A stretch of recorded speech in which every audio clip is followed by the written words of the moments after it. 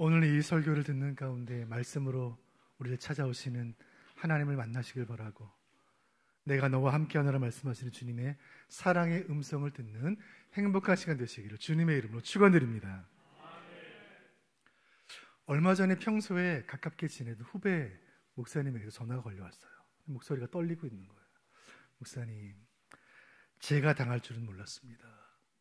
아내가 급하게 전해준 말을 듣고 확인도 안 해보고 입금부터 한 제가 어리석었습니다. 보이스피싱에 당했습니다. 아이고 목사님, 피해 금액이 얼마나 됩니까? 2천만 원입니다. 이제 막 목사 안수 받고 이제 막 부목사 사역 시작한 이 젊은 목회자 부부에게 얼마나 큰 돈이에요?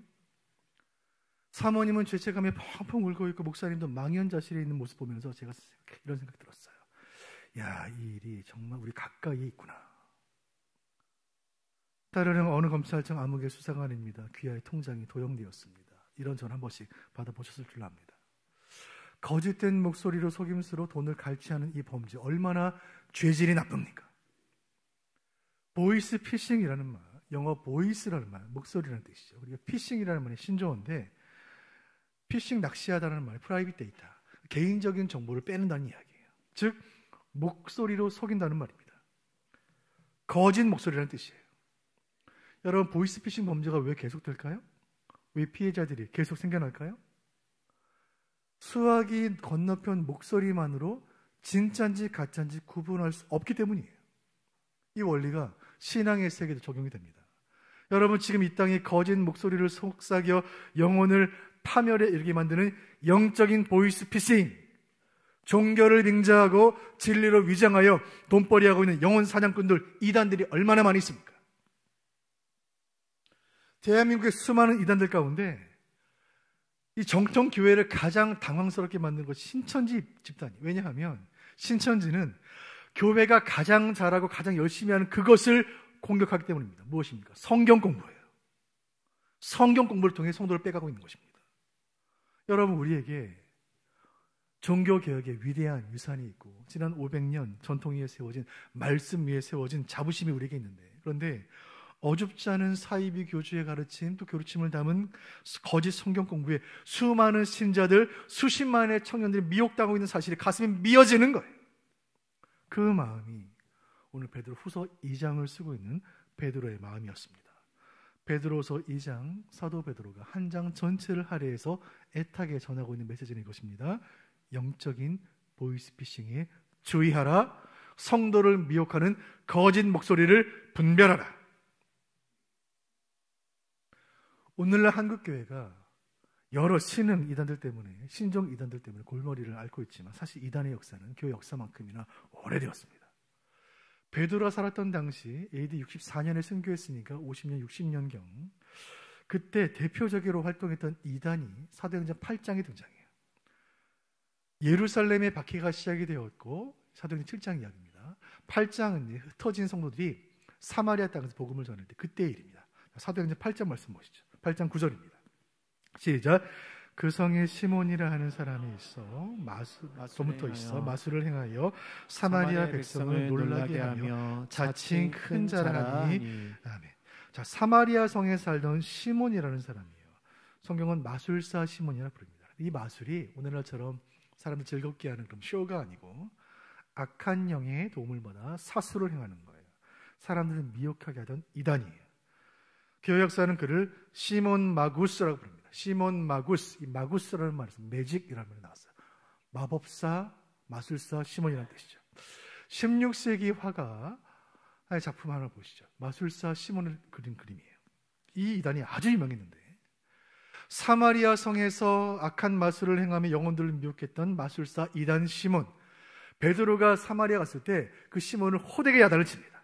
책망을 받고 사마리아 성을 떠납니다. 그런데 시간이 흘러 이 마술사 시몬이 로마에 다시 나타난 거예요. 수도에. 그때 기록을 보면 마술사 시몬이 로마에 등장했을 때 그때 황제가 클라우디스입니다. 그리고 그 다음 황제가 네로예요. 베드로가 네로의 황제 때 순교당했으니까 베드로가 로마에 있던 시기와 마술사 시몬이 로마에 있던 시기가 일치해요. 같은 시기, 같은 장소에 있었습니다. 초대교회 이단들에 대해 글을 쓴 이레니우스의 글을 보면 초대교회 이단에 관련된 책에서 시몬 마구스에 대해 이렇게 기록합니다. 제가 읽어드립니다. 그는 많은 사람들로부터 신으로 경배를 받았다. 시몬 마구스, 이 이단이에요. 로마에 도착한 베드로는 과거에 사마리아에서 만났던 그 마술사 시몬을 기억했고, 저 마술사 이단이 여전히 로마에 와서 활개치는 것에 대해 심히 염려가 되었습니다.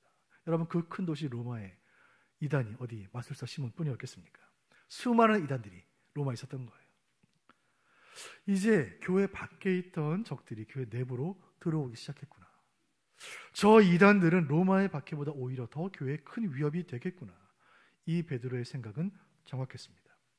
실제로 서기 313년에 로마가 기독교를 공인 종교의 자유를 주었기 때문에 로마의 박해는 300년이 못 돼서 끝났어요.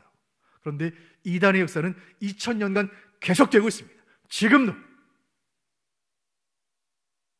베드로의 두 번째 편지이자 그의 유작이 된 베드로 후서 말씀을 나누고 있습니다. 지난주 베드로서 1장은 이 고난을 통해 하나님께서 우리를 신성한 거룩한 성품에 참여케 하실 것이라는 격려와 소망의 메시지였습니다. 오늘 베드로서 2장은 교회 안으로 들어온 우리 가까이에 있는 영적 보이스피싱 이단들을 분별하라는 경고의 메시지예요. 베드로후서 2장은 고속도로 긴 터널을 운전해 나가다 갑자기 앵앵 울리는 사이렌 같아요. 장애물 피하라고, 졸음운전하지 말라고, 그렇게 요란하게 울리는 사이렌 소리에 정신이 번쩍 드는 것처럼 거짓 목소리가 난무하고 이단들이 활개치는 이 한국교회를 향한 베드로의 일침인 것입니다. 오늘 이 말씀이 잠든 우리를 깨우고 한국교회를 지킬 줄로 믿습니다. 이제 지하 토굴에서 그 두루마리를 펼쳐서 편지를 읽던 초대교회 심정으로 이 설교를 들을 때 오늘 나에게 주시는 성령의 음성을 들을 수 있기를 간절히 바랍니다. 본문 2장 1절 말씀 같이 보겠습니다. 시작. 그러나 백성 가운데 또한 거짓 선지자들이 일어났었나니 이와 같이 너희 중에도 거짓 선생들이 있으리라. 아멘. 사도 베드로는 과거의 이야기를 시작합니다. 과거에 이스라엘이 얼마나 많은 거짓 선지자들이 일어났었나니 과거형입니다. 구약을 보면 많은 거짓 선지자들의 이름들을 발견하게 되죠. 재물에 눈이 멀어 이스라엘을 저주하려다가 나귀의 책망을 받았던 거짓 선지자 발람의 이야기가 민수기 22장에 나옵니다. 하나님께서 심판하시려는 그 바벨론 전쟁이 임박했는데 이 땅에 전쟁이 없을 것이다, 평안할 것이다 외쳤던 거짓 선지자 하나니아가 예레미야에 등장하죠. 아캄 왕, 그 우상 숭배자 아합 왕을 향해서 왕이시여 전쟁에 승리할 것입니다, 왕 잘 될 것입니다 아첨하고 아부했던 거짓 선지자 시드기야 이야기가 열왕기상 22장에 나와요. 수많은 거짓 선지자들이 있었습니다. 그런데 베드로는 중요한 사실 한 가지를 지적합니다. 자, 2장 1절 상반절 제가 다시 읽어드립니다. 그러나 백성 가운데 또한 거짓 선지자들이 일어났었나니. 여러분, 그 거짓 선지자들 이스라엘 백성 속에 있었습니다. 만약에 그들이 이방 족속이었다면, 블레셋 선지자였거나 아말렉 선지자였다면 그들의 말에 귀를 기울였을까요? 그런데 이 이스라엘 역사에 창궐했던 거짓 선지자들은 이스라엘 백성과 같은 옷을 입고 같은 말을 쓰고 같이 살았습니다. 심지어 같은 성경을 펼치고 같은 성전에서 말씀을 전한 거예요. 마치 보이스 피싱 같은 그들의 목소리를 어떻게 구분할 수가 있을까요? 베드로는 왜 역사의 계를 꺼내고 있습니까? 역사는 반복되기 때문이에요. 과거에 있었던 일이 또 일어납니다. 2장 1절 제가 다시 읽어드립니다. 그러나 백성 가운데 또한 거짓 선지자들이 일어났었나니. 과거 구약의 이야기예요. 이와 같이 지금 이야기, 너희 중에도 지금 이곳에 거짓 선생들이 있다. 베드로의 이야기예요. 구약 시대에 거짓 선지자들이 있었다면 오늘날 거짓 선생들이 있다는 이야기예요. 스스로 선지자임을 자청했던 자들, 하나님 뜻 왜곡시키고 하나님 말씀 변질시키고 백성들 바른 길에서 떠나게 하고, 그래서 이스라엘 하나님에게서 멀어지게 하고, 그래서 그 이스라엘 공동체를 무너뜨리려 자들이 이스라엘 역사 속에 이스라엘 백성 중에 있었던 것처럼 오늘날 거짓 선생이 너희 중에 있다, 교회 안에 들어와 있다는 말씀이에요. 사도 베드로가 예언한 베드로 후서의 2장에 예언된 마지막 날에 있을 일, 오늘 설교의 첫 번째 교훈은 거짓 선생들이 일어난다는 말씀이에요. 성경의 예언이에요. 이 거짓 선생들은 교회 안으로 들어온 적이었습니다. 때문에 밖에 있는 적보다 더 위험했어요. 밖에서 교회를 박했던 로마의 박해보다 더 위험했어요. 교회의 지도자인 베드로는 위험성을 정확히 바라보았습니다. 눈에 보이는 박해보다 더 오랫동안 교회를 괴롭히겠구나. 이단과의 싸움은 오랜 싸움이 되겠구나. 이런 판단 속에 사도 베드로가 거짓 선생들을 지칭하면서 사용했던 한 단어가 있습니다. 그 단어는 헬라어 하이레시스, 번역하면 choice, 선택, option, 의견이라는 말이에요. 고대 철학자들이 쓰는 말인데, 철학자들이 다양한 주장을 했을 때 철학자 A, B, C가 이런저런 다양한 주장을 했을 때 나는 이 주장이 옳다고 생각합니다. 선택할 때 이 의견을 따르겠습니다. 그때 쓰는 말이 하이레시스예요. 그런데 이 단어를 사도 베드로는 거짓된 가르침을 선택한다라는 뜻으로 사용하기 시작했고, 이 이후로 신약 성경에서는 이 단어를 진리에서 벗어난 복음이 아닌 거짓된 주장, 잘못된 가르침을 일컫는데 사용하게 되었으니 베드로가 사용한 이 단어 하이레시스를 우리말로 번역하면 이단이에요. 2장 1절 하반절 같이 보시죠. 그들은 시작.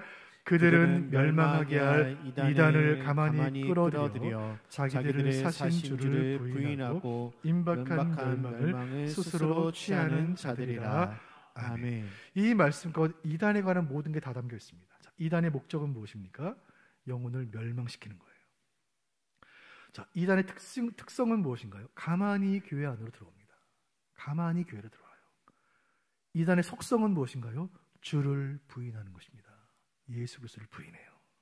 마지막 이단의 결말은 무엇입니까? 임박한 멸망이에요. 임박했다는 말, 신속하게, 빠르게, 급하게 교회를 어지럽히고 멸망시키고 성도를 미혹했던 그들을 그 자신이 신속하게 멸망할 것이라는 성경의 말씀이에요. 사도 베드로는 베드로서 2장을 쓰면서 이단에 대해서 계속 경고합니다. 자, 14절 말씀 제가 읽어드립니다. 음심이 가득한 눈을 가지고 범죄하기를 그치지 아니하고 굳세지 못한 영혼들을 유혹하며 탐욕에 연단된 마음을 가진 자들이니 저주의 자식이라. 아멘. 지금 베드로는 앉아서 펜을 들고 편지를 쓰고 있지만, 지금은 교회가 다 흩어져 있기 때문에 성도를 모아놓고 예배를 줄 수가 없었지만, 만약에 예배 시간이었다면, 설교 시간이었다면, 베드로가 강단에 서 있었다면 이 메시지를 전할 때 이것이 글이 아니라 설교였다면 그의 설교는 귀를 찢는 나팔소리 같았을 거예요. 쩌렁쩌렁 울렸을 거예요. 마치 요란한 화재의 경보기처럼, 마치 앰뷸런스 사이렌처럼 온 세상이 진동했을 거예요. 이 말씀 속에는 공동체를 보호하려는 사도의 간절함이 담겨있고, 이 말씀 속에는 단 한 영혼도 이단에게 미혹되기를 원치 않는 애타는 지도자의 마음이 담겨있고, 이 말씀 속에는 이미 목장 속으로 들어온 그 이리의 이빨로부터 내 양떼를 지키려는 목자의 간절한 비명소리가 담겨있는 거예요. 거짓 선생들에 대해 온 마음 다해 경고하는 이 사도의 편지를 대하면서 여러분은 무엇을 느끼십니까? 저는 지난 한 주간 이 말씀 제가 준비하면서 베드로후서 2장을 여러 번 읽으면서 이 말씀 앞에 한참을 멍하니 앉아 있었어요. 내가 혹시 거짓 선생이 아닌가? 말씀 전하는 자를 강단에 서서 바른 복음 전하지 않고, 바른 진리 전하지 않고, 하나님 말씀에 사람의 생각을 섞고 피 묻은 그리스도의 진리의 복음에 내 생각을 섞으면 그 순간 내가 거짓 선생이 되겠구나. 제 짧은 인생 돌아보면 제 인생에서 제가 가장 교만했던 순간은 20살에 신학교 들어갔을 때, 대학 1학년 때였던 것 같습니다. 이제 1학년짜리 신학생이 신학책 몇 권 읽고 나니까, 강의 몇 개 듣고 나니까 세상의 모든 지식을 다 가진 것 같이 느껴지는 거예요. 야, 한국교회는 이게 문제고 한국 목사는 저게 문제구나. 제가 그 이후로 신학을 12년을 더 공부했고, 교회를 섬기고 성도를 섬기고 선교사님과 대화하고 강단을 섬기고 새벽재단 쌓으면서 저는 이런 고백하게 되었습니다. 거짓 선생이 되지 않는다는 것, 참된 선생으로 평생을 살아간다는 것, 정말 어려운 일이구나. 이 가운데 저와 함께 우리 북북의 67개 목장을 섬기고 계시는 사랑하고 존경하는 우리 목자 여러분, 우리는 혹시 거짓 선생은 아닙니까? 여러분, 우리는 베드로와 같은 참된 목자의 심정으로 주님 내게 맡기신 양떼들을 진실하게 목양하고 있습니까? 이 자리에 계시는 모든 부모 여러분, 우리의 자녀들은 하나님께서 우리에게 맡기신 양들인 줄 믿어요. 혹시 우리는 자녀들 앞에서 거짓 선생 아닙니까? 우리는 주의 교훈과 훈계로 자녀를 양육하는 것이 아니라 세상의 유행에 따라, 유튜브의 이야기에 따라, 내 경험에 따라, 내 판단에 따라, 내 욕심에 따라 아이들을 주장하고 있지는 않습니까? 우리에게 주시는 주님의 음성을 듣기를 원해요. 디모데후서 2장 15절 같이 보시죠. 모든 목자들과 모든 부모들과 여러분께 드리는 주님의 말씀입니다. 같이 보시죠. 시작. 너는 진리의 말씀을 옳게 분별하며 부끄러울 것이 없는 일꾼으로 인정된 자로 자신을 하나님 앞에 드리기를 힘쓰라. 아멘. 간절히 바라고 소원하는 것은 이 말씀의 은혜가 이 시간 우리 모두에게 임하여 이 말씀은 우리는 세상의 거짓 선생들에게 미혹당하지 않고 진리의 말씀을 옳게 분별하며 하나님 앞에 부끄러움 없는 인생들 모두가 되어 우리의 영원한 참 스승이신 그리스도를 따라 걷고 그리스도를 닮아가고 오직 그리스도의 진리만을 증거하는 복된 삶을 살아가는 저와 여러분 되시기를 주님의 이름으로 축원드립니다. 말씀을 통해 주시는 두 번째 교훈을 향해 가보도록 하겠습니다. 마지막 날에 가까이 오자 거짓 선생들이 교회 안으로 들어오기 시작했고, 그래서 교회 안에 성도들을 미혹하기 시작했고, 그들을 따르는 이단들을 따르는 성도들이 생기기 시작했던 것입니다. 디모데후서 2장 2절 상반절 제가 보겠습니다. 여럿이 그들의 호색하는 것을 따르리니 아멘. 그들 그 이단들의 호색하는 것, 직역하면 부끄러운 길이라는 말이에요. 수치스러운 길. 무엇입니까? 인간의 원초적인 욕망을 충족시키기 위해 윤리와 도덕을 다 내팽개쳐버린 수치심을 잃어버린 사람들이 걷고 있는 길이라는 뜻입니다. 특별히 음란과 관련이 있어요. 여러분, 이단들에게 나타나는 공통적 특징이 있는데 통일교 문선명 교주, JMS 정명석 교주, 신천지 이만희 교주 반드시 가정을 깨뜨립니다. 반드시 남녀 관계에 결혼을 파괴해요. 이단 교주들은 반드시 윤리적 문제와 연결되어 있게 되어 있어요. 그런데 이상한 것은 무엇이냐면 그들이 행하는 행동이 이상한 것을 알면서 수많은 사람들이 그들을 따라간다는 거예요. 자, 2장 2절 상반절 다시 보세요. 제가 다시 읽어드립니다. 여럿이, 영어 성경 many, 수많은 사람들이 그들의 호색하는 그 길을 따라간다는 이야기입니다. 왜요? 그들의 잘못된 가르침이 우리의 마음속에 있는 우리의 정욕에 불을 붙이기 때문이에요. 여러분, 우리 속에도 그 욕망이 있다는 거예요. 그 결과, 자, 2장 2절 하반절 다 같이 다시 보겠습니다. 시작. 여럿이 그들의 호색하는 것을 따르니 이로 말미암아 진리의 도가 비방을 받을 것이요. 아멘. 인생에는 두 개의 길이 있습니다. 욕망을 따르는 수치스럽고 부끄러운 길이 있고 진리를 따르는 구원과 생명의 길이 있습니다. 이 둘 중에 수많은 사람들은 욕망의 길, 부끄러운 길을 선택할 것이라는 뜻이고, 그래서 진리의 길은 외면당할 것이라는 하나님의 말씀이에요. 여기 오늘 말씀을 통한 두 번째 교훈이 있습니다. 여러분, 마지막 날이 가까이 오면 진리의 도가 비방을 받습니다. 진리의 도라는 말, 길도, the way, 진리의 길이 외면당한다는 뜻이에요. 사도 베드로는 거짓 교사들이 난무하는 세상을 보며 이제 나타날 현상을 예측합니다. 아, 이제 진리의 도가 비방을 받겠구나. 내가 곧 길이요 내가 곧 진리라 하셨던 그 예수님 말씀 비방받겠구나. 예수님 말씀이 담긴 성경도 비방받겠구나. 예수만이 유일한 구원의 길이라고 가르치는 교회 비방받겠구나. 여러분, 사도 베드로가 예언한 이 모든 일들이 지금 이 나라 대한민국에서 일어나고 있지 않습니까? 진리의 도를 비방하기 위해 이단들이 무슨 일을 하는가? 2장 3절 상반절 제가 읽어드립니다. 그들이 탐심으로서 지어낸 말을 가지고 너희로 이득을 삼으니, 그들은 마음에 탐심이 가득한 자들입니다. 성도들을 통한 이득을 취하길 원하는데 그 수단이 무엇인가요? 지어낸 말이에요. 지어냈다 이 말, 헬라어 플라스토스 이 말에서 영어 플라스틱이 나왔어요. 플라스틱의 어원입니다. 가짜, 모조품이라는 말이에요. 진품을 만들기 어렵고 돈이 많이 드니까 플라스틱으로 껍데기만 만들어 놓은 그 모조품, 지어낸 말을 가지고 우리를 미혹합니다.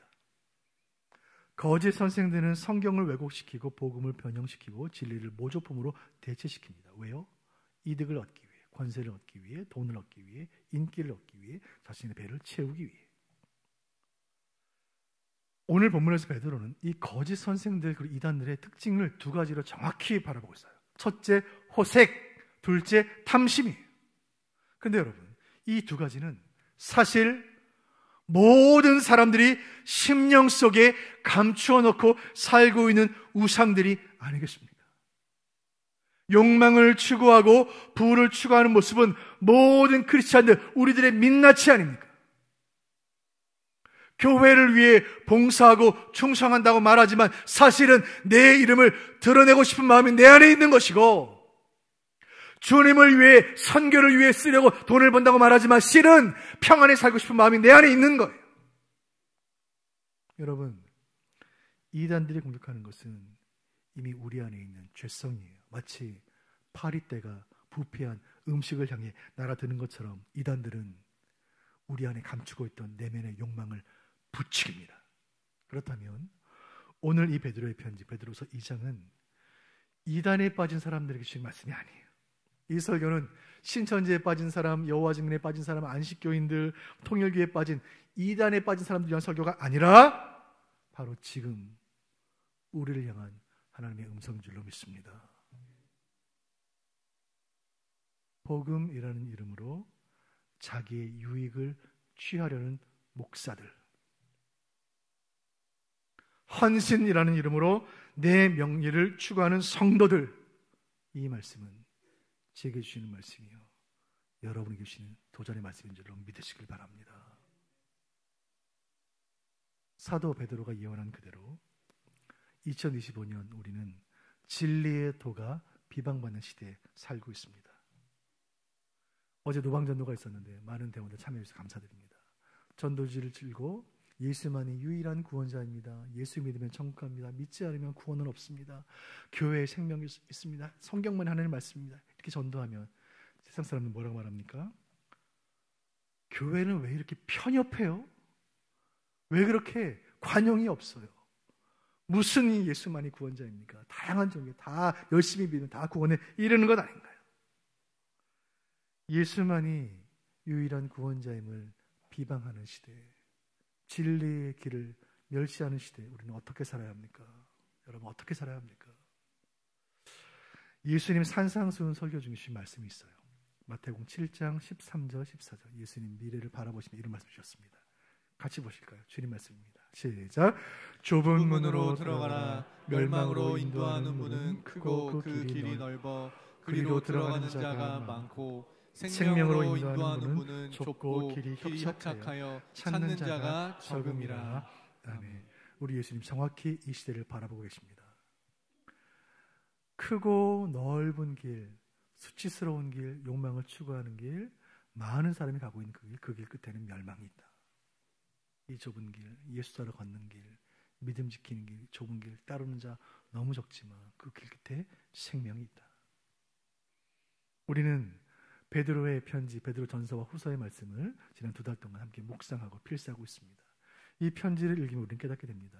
교회는 좁은 길을 가는 공동체이며 성도는 좁은 길을 가는 순례자입니다.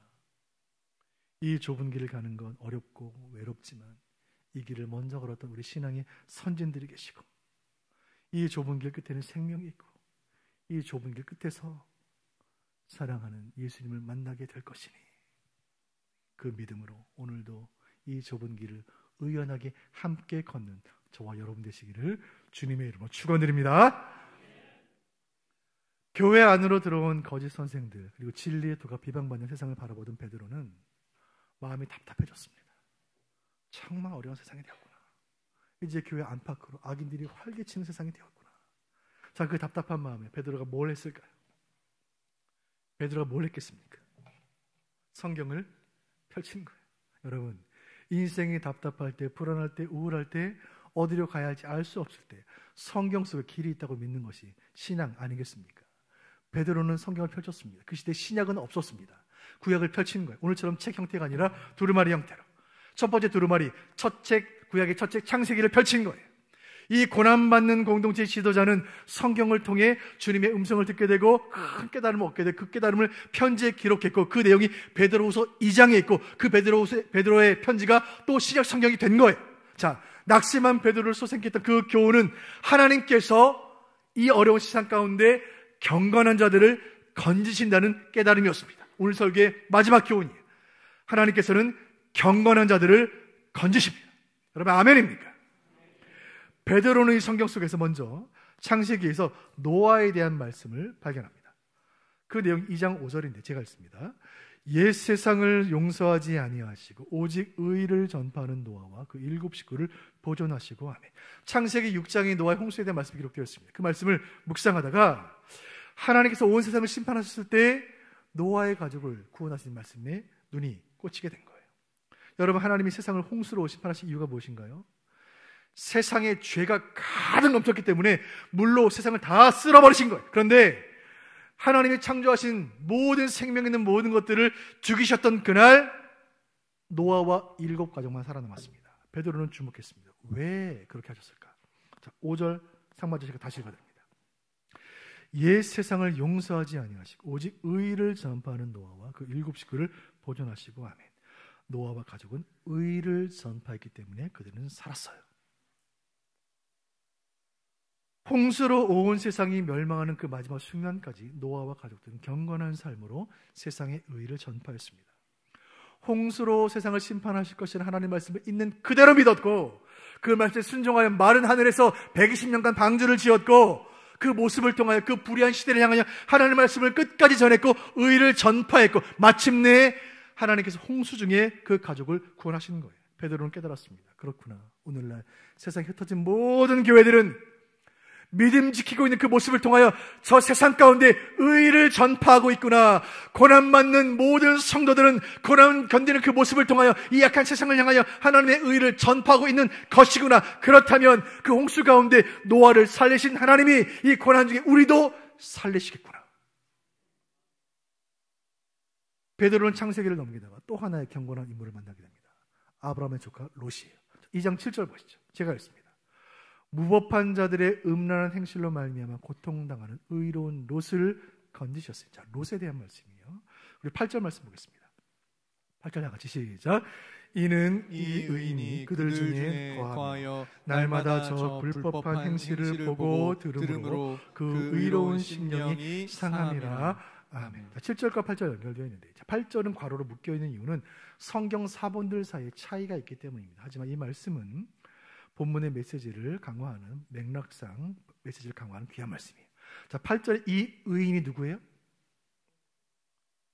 그들 중에 거하여 날마다 불법한 행실을 보고 들으므로 의로운 심령이 상할 대로 상한 이 의인이 누구입니까? 의로운 롯이죠. 소돔성 그 패역한 의인들 속에 악인들 속에 함께 살면서 그 성에서 벌어지고 있는 그 불의하고 악하고 패역한 일들 날마다 보고 날마다 들으면서 그 심령이 상할 대로 상한 이 인물은 누구입니까? 1차적으로는 소돔성에 살던 아브라함의 조카 롯을 말하는 것이고 그리고 2차적으로는 지금 베드로가 편지를 쓰고 있는 지금 AD 1세기 2000년 전 로마에서 믿음을 지키고 있는 박해를 견디고 있는 로마의 성도들을 말하는 것이고 그리고 세 번째로는 지금 2025년 오늘 대한민국 땅에 살고 있는 성도들 바로 우리를 가리키는 말이 아니겠습니까? 여러분 이 나라 대한민국이 소돔성과 다를 게 무엇입니까? 이단 때문에 교회가 어려워졌다는 이야기가 계속 들려와요. 국회에서 창조 질서를 무너뜨리려는 악한 법들을 제정하려고 있다는 이야기가 계속 들려와요. 젊은이들이 믿음 떠나고 교회를 떠난다는 이야기가 계속 들려오는 거예요. 이런 세상의 소식들 속에 우리의 심령이 상하는 순간들이 얼마나 많이 있습니까? 의인 10명이 없었던 그 악한 성, 악인들로 가득했던 그 성에 살고 있던 그 롯의 모습이 바로 대한민국 땅에서 믿음 지키는 우리들의 모습이 아니겠습니까? 여러분 하나님께서 소돔성의 롯을 어떻게 하셨습니까? 2장 9절 베드로서 2장 9절 제가 읽습니다. 주께서 경건한 자는 시험에서 건지실 줄 아시고 불의한 자는 형벌 아래에 두어 심판날까지 지키시며. 아멘. 여러분, 살아계신 하나님께서 그 음란한 성 소돔성을 유황불로 심판하실 때 딱 한 사람, 경건한 롯을 구원하신 줄로 믿으시길 바랍니다. 여러분, 하나님은 악한 세상 속에서 믿음 지키는 경건한 성도들 여러분을 건지십니다. 이 편지 말씀을 베드로가 편지 써서 보냈을 때 2000년 전에 그 지하 토굴에서 이 편지를 받아 읽은 사람들, 성도들이 얼마나 큰 소망을 품었을까요? 그래, 지금도 고난받는 우리를 위해 이 편지를 보내 우리를 격려하시고 소망하신 저 사도 베드로 지금도 살아계시고, 노아의 방주 같은 경건한 교회들이 아직 살아있고, 소돔성의 의인 롯과 같은 경건한 성도들이 아직 살아있으니 우리에게 아직 소망이 있구나. 소망을 잃지 맙시다. 그리고 이 편지는 오늘 2025년을 살고 있는 우리에게 동일한 소망을 주는 편지인 줄로 믿습니다. 여러분, 세상 속에 남겨두신 경건한 교회들이 아직 있고, 세상 속에 뿌려두신 의로운 성도들이 아직 살아있고, 노아의 가족처럼 불의한 세상을 향하여 의를 전파하는 수원 북부교회가 여기에 있고, 롯과 같이 소돔성의 죄악에 물들지 않는 성도들이 여기 계시는 줄로 믿습니다. 이 고통의 세상에서 거짓 선생들의 속인 속삭임을 거절하며 오직 그리스도의 피 묻은 복음을 의지하여 경건을 지키며 거룩을 유지하며 지금도 예배자를 지키는 바로 여러분을 우리 하나님께서 이 환난 많은 세상 가운데, 그 눈물 가운데, 고통 가운데 건져내실 줄로 믿으시길 바랍니다. 베드로는 악으로 가득했던 시대에 끝까지 경건을 지켰던 위대한 사도였습니다. 베드로는 거짓 선생들로부터 진리를 수호하기 끝까지 싸웠던 위대한 지도자였습니다. 무엇보다 베드로는 양들과 함께 고난받고 함께 울고 함께 견디었던 선한 목자였습니다. 그의 마음속에 예수님 말씀, 이 말씀이 남아있었기 때문이에요. 마태복음 24장 13절 예수님 말씀 같이 보시죠. 시작. 그러나 끝까지 견디는 자는 구원을 얻으리라. 아멘. 예수님이 이 설교하셨을 때, 그 설교 처음 들었을 때 베드로는 그 말이 무슨 뜻인지 잘 몰랐습니다. 끝까지 견딘다는 것이 무슨 말인가. 그런데 예수님 이 말씀하시고 십자가 지시고 골고다를 오르실 때 넘어지고 또 넘어지셨지만 끝까지 골고다를 오르셨던 그 예수님 모습 보면서, 십자가에서 물과 피를 다 쏟아내시면서 십자가를 끝까지 견디셨던 예수님 모습 보면서 그는 깨달았습니다. 저 모습이 모든 성도가 갈 길이고 내가 갈 길이구나. 그리고 지금 고난받는 교회의 지도자가 된 지금 그 예수님 말씀이 더 절절히 느껴지는 것입니다. 끝까지 견디는 자 구원을 얻으리라. 베드로는 마음이 무너질 때마다, 신앙이 흔들릴 때마다 이 말씀을 붙들었습니다. 주님, 이 환난의 시대에 믿음 지키는 거 참 어렵고, 진리가 비방받는 시대에 예수만이 구원자라는 진리 전파하는 건 너무 두렵지만, 그러나 주님, 이 땅 모든 교회들 끝까지 견디게 하여 주옵소서. 이 땅 모든 성도들, 수원 북부교회 성도들 끝까지 견디게 하여 주옵소서. 그래야 마침내 구원을 얻게 하여 주옵소서. 사랑하는 교우 여러분, 형제 여러분, 자매 여러분, 끝까지 견디시기를 주님의 이름으로 축원드립니다. 이 자리에 우리 모두는 주님 손 붙잡고 끝까지 견디시기를 간절히 바랍니다. 우리에게는 그런 힘과 능력이 전혀 없지만 주님 살아계시고 이곳에 함께 계시니 우리에게 끝까지 견딜 힘과 능력을 넘치도록 부으시기를 주님의 이름으로